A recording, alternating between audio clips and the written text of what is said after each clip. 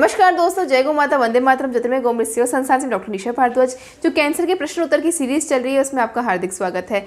जो एक most common question और जो पूछा जाता है हमसे कि कैंसर पेशेंट को कौन कौन से भोजन को अवॉइड करना चाहिए, foods which should be avoided by a cancer patients. हालांकि हम हर कैंसर पेशेंट के साथ में उसका एक पर्टिकुलर डाइट चार्ट जरूर भेजते हैं, पर फिर भी जो एक नॉर्मल कैंसर पेशेंट्स है, चाहे वो कोई भी किसी भी बॉडी पार्ट का उसे कैंसर हो, उसे किन चीज़ों को अवॉइड करना चाहिए उसकी छोटी सी डिटेल हम आपको आज बताने जा रहे हैं। तो सबसे पहले तो उसे जो अवॉइड करना है, सिर्फ कैंसर पेशेंट्स को नहीं, हर व्यक्ति को जो अवॉइड करना चाहिए वो है पैक्ड फूड। किसी भी तरह का पैक्ड फूड बिल्कुल ही मत लीजिए। पैकेजिंग फूड्स जो भी आ रहे हैं वो बिल्कुल ही अनहेल्दी है, जिसमें कुछ पोषण तत्व ही नहीं है, जिसे खाने से कुछ पोषण ही नहीं मिल रहा है, तो उसे लेने का भी क्या मतलब।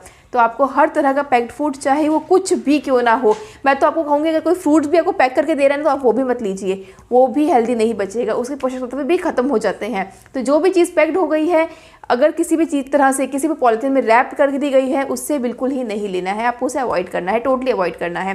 सेकेंड थिंग है कि जो डेयरी प्रोडक्ट्स हैं उन्हें आप बिल्कुल ही अवॉइड कीजिए। हाँ जी, डेयरी प्रोडक्ट्स अवॉइड करना है। हालांकि हम अपने डाइट चार्ट में लिखते हैं कि आप गौमाता का दूध लीजिए, दही खाइए, घृत खाइए, मक्खन खाइए, इन सभी का सेवन कीजिए, लेकिन वो देसी गौमाता के होने चाहिए। डेयरी प्रोडक्ट्स मतलब होता है कि जो आज सब जर्सी के मिलते हैं, आपको कभी भी डेयरीज पे देसी गौमाता का कोई भी गव्य वहाँ पे नहीं मिल सकता है। तो अगर आप किसान भाई के आसपास है या कोई गोपालक है आपके आसपास, उनसे सीधा ले सकते हैं कोई भी डेयरी प्रोडक्ट, तो आप उनसे ले सकते हैं जो देसी गौमाता की हो। अदरवाइज आप डेयरी का कोई भी प्रोडक्ट यूज़ नहीं करेंगे, किसी भी तरह का कोई भी प्रोडक्ट आपको यूज़ नहीं करना है।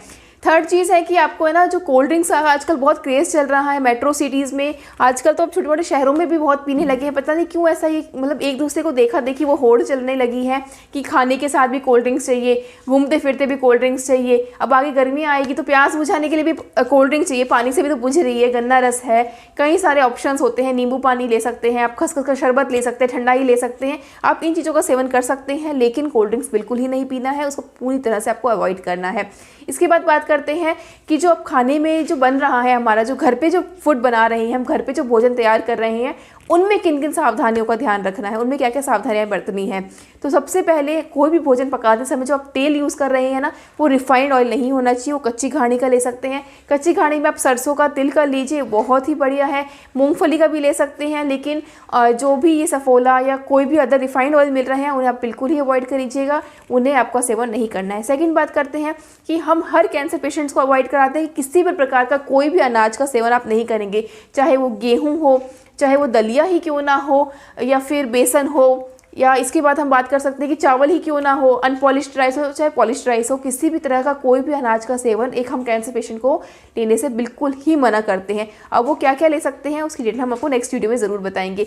तो ध्यान रखिएगा, अनाज का सेवन नहीं करना है। अगर तेल यूज़ कर रहे हैं तो रिफाइंड नहीं होना चाहिए। चीनी का यूज़ आप बिल्कुल नहीं करेंगे। मिठास के लिए अगर आप कुछ यूज़ करना चाह रहे हैं तो आप देशी शक्कर यूज़ कर सकते हैं, मिश्री यूज़ कर सकते हैं, और सबसे बेस्ट रिजल्ट मैं आपको कहूँगी कि गुड़ देता है, आप गुड़ का सेवन ज़रूर कीजिए। इन सब चीज़ों का ध्यान रखिए। साथ ही साथ में नमक आप हमेशा सेंधा नमक या काला नमक ही यूज़ करेंगे, कभी भी टाटा सॉल्ट या आयोडाइज सॉल्ट यूज़ नहीं करना है, ये भी आपके शरीर के सेहत के लिए बिल्कुल ही लाभदायक नहीं है। तो ये कुछ छोटे छोटे पॉइंट्स थे जिनका आपको खास ध्यान रखना है। जो ड्राई फ्रूट्स के शौकीन हैं उनसे निवेदन है कि काजू तो बिल्कुल ही मत लीजिएगा। अगर इसके अलावा कोई भी आप ड्राई फ्रूट का सेवन करते हैं तो उसे भिगोकर रात को लीजिए, और 4 से 5 नग, बस इतना ही खूब होता है। एक दिन में एक ही तरह का ड्राई फ्रूट लेना है, सूखे में भी एक ही तरह के लेने हैं, वो भी 4 से 5 नग बहुत होते हैं, इससे ज़्यादा आप मत लीजिएगा।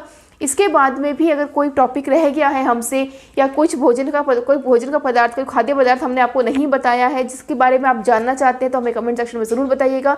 अपनी इंक्वायरीज ज़रूर पूछिएगा और अपने प्रश्न हमसे पूछते रहिए, ताकि आपके प्रश्नों से बाकी सभी कैंसर पेशेंट्स को भी थोड़ी बहुत मदद मिल सके।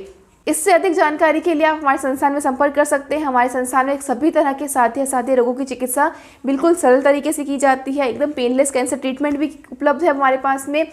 धन्यवाद दोस्तों। जय गौ माता, वंदे मातरम।